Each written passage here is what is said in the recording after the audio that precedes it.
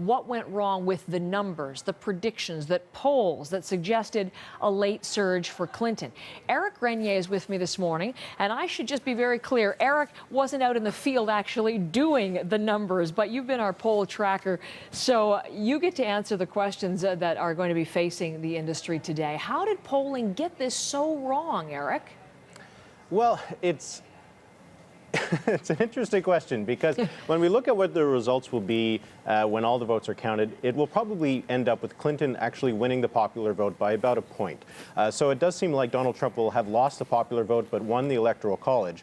So she will end up with a 1-point lead in the national point that doesn't get her the presidency. The polls had her up by about 3 points. So we're looking at an error in the polls that overall is not a huge one. It's actually similar to what we saw in 2012. The difference in 2012 is that it turned a close race between Barack Obama and Mitt Romney to a comfortable win for Barack Obama. Now that the arrow went the other way, it turned a close race into a win for the challenging person, the person who is in second place. So that is something that needs to be taken into account as well, that it is an error that is not very big, but the impact of it is huge, because a lot of Americans, when they cast their ballots yesterday, thought that Hillary Clinton was going to be the winner. Indeed. And so that is why a lot of pollsters will be answering questions today. So I was listening as I was driving in overnight hours, somebody from Gallup, of course, well-known polling institution, saying maybe we didn't sample enough. I mean, do they sample or they do surveys different in the United States? They didn't have good protocols and statistically significant samples? I don't know if that is what is really the source of the problem here. I think one of the biggest things that will be looked over in the data in the coming days is how it was estimated who would actually turn out to vote. Because that is something that is done in the United States a little bit more than we do here in Canada, where there is an attempt to try and guess at who will actually be the electorate. And what might have been the case is that a lot of these voters that Donald Trump was able to activate, they were voters who hadn't participated in the political process for maybe the last few elections. If that means that they hadn't voted in the last few elections, a lot of pollsters might have assumed that they weren't going to be voting in this one. And so that could have been a surprise. Sorry to interrupt, Eric, but he talked often of that silent majority.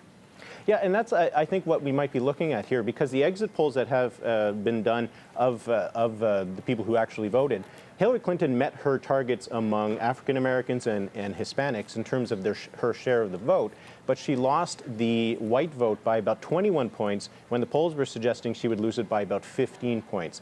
And so that is the segment of the population that does seem to have turned out in much bigger numbers than expected. And one of the demographics that Hillary Clinton lost was college-educated whites. This was a group that has traditionally voted Republican, and the polls were suggesting it was a group that was going to be swinging over to Hillary Clinton.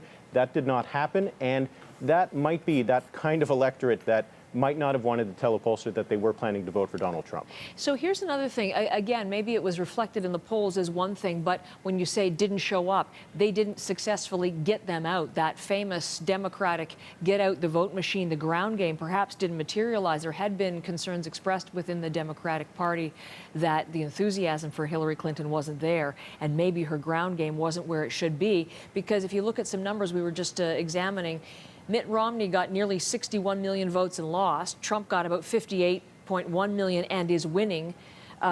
Democrats stayed at home.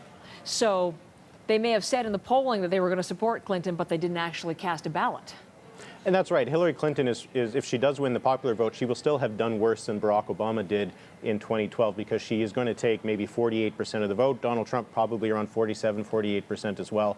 And so you have a large proportion of people who actually are voting for these third-party candidates. That's also one of these factors that might have played a role, because the third-party candidate support in the polls was somewhere around 9%. It looks like it ended up around 5%.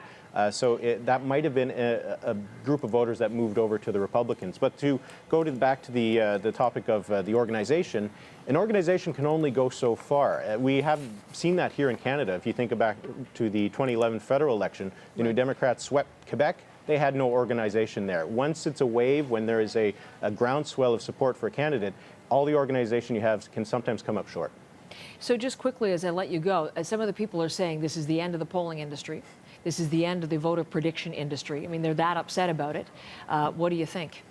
Well, I think that will be something that pollsters will have to do over the next few years, is to rebuild that kind of trust. They have to figure out what went wrong, how they can avoid the same problem in the future. But I do think it might be a bit of a long road back, even if we're talking about an error, like I said, that is similar to 2012, but the impact in terms of who actually wins is so much more important. Eric Grenier, thank you very much, joining me from Ottawa this morning.